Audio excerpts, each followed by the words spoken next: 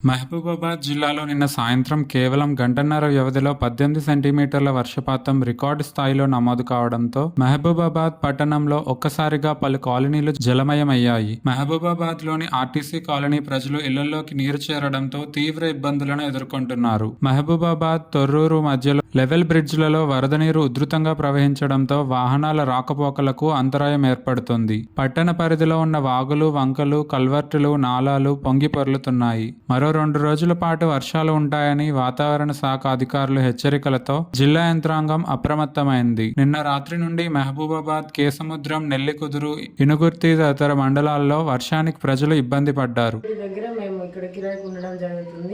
బంధం చెరువు నిండి ఇట్లా రోడ్డు నుంచి ఫ్లైఓవర్ కింద నుంచి ఫ్లో అవ్వడం వల్ల మాకు మధ్యరాత్రిలో పోయిన ఆదివారం 3 గంటలకి వాటర్ మొత్తం ఇల్లు నిండిపోయింది. సడన్గా పిల్లలు కింద పడుకోవడం వల్ల మాకు తెలిసింది, కానీ లేదంటే కరెంటు వల్ల మేము చనిపోయే పరిస్థితి కూడా ఏర్పడింది ఆ రోజు.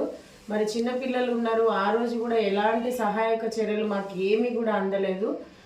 మొత్తం వాటర్తో నిండిపోయి ఇంటి ముందు నుంచి మళ్ళీ నిన్న వచ్చిన వర్షానికి కూడా మళ్ళీ ఇంట్లోకి వాటర్ రావడం జరిగింది. ముందు నుంచి బాగా వాటర్ ఫ్లో అవుతుంది.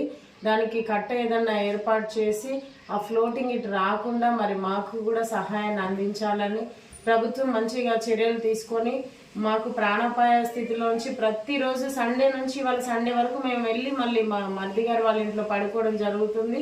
ఇంట్లో పడుకోవాలన్నా ఇంట్లో ఉండాలన్నా భయంగా ప్రాణాలు అరచేతుల్లో పెట్టుకొని మేము జీవిస్తున్నాము. దయచేసి ఆ వరద ప్రవాహాన్ని అరికట్టే విధంగా ప్రభుత్వం చర్యలు తీసుకోవాలని, మమ్మల్ని ఆదుకోవాలని మేము వినయంగా తెలియజేస్తున్నాం. ఆ రోజు వాటర్ రావడం వల్ల మోకాళ్ళ లోతు నీళ్లు వచ్చేసి మొత్తము బియ్యము, సామాన్లు, బెడ్లు, సోఫాలు, ఫ్రిడ్జ్, ఫోటోస్, ఆల్బమ్స్, కొత్త బట్టలు, బెడ్షీట్స్ అన్నీ తడిచిపోయి అసలు మేము వారం రోజుల నుంచి ఇంట్లో ఉండలేని పరిస్థితి అండి. ఇంట్లో తినలేని పరిస్థితి, పడుకోలేని పరిస్థితి.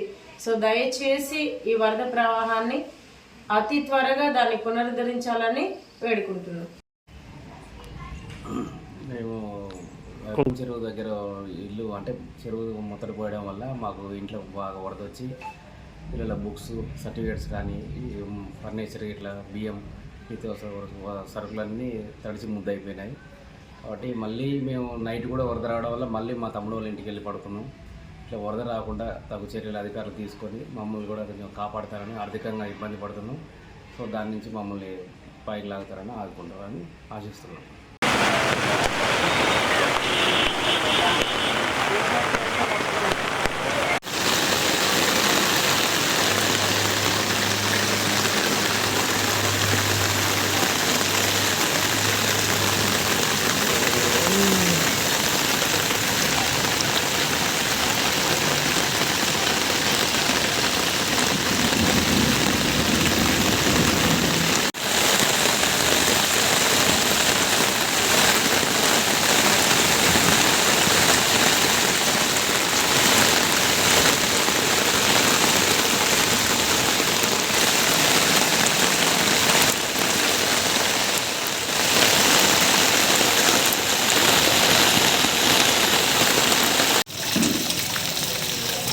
అన్నా అక్క ఫోన్ చేస్తానంట, ఫోన్ ఎత్తు.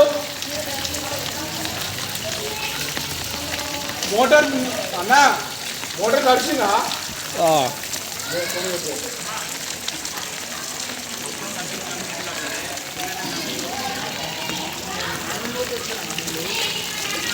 అన్నా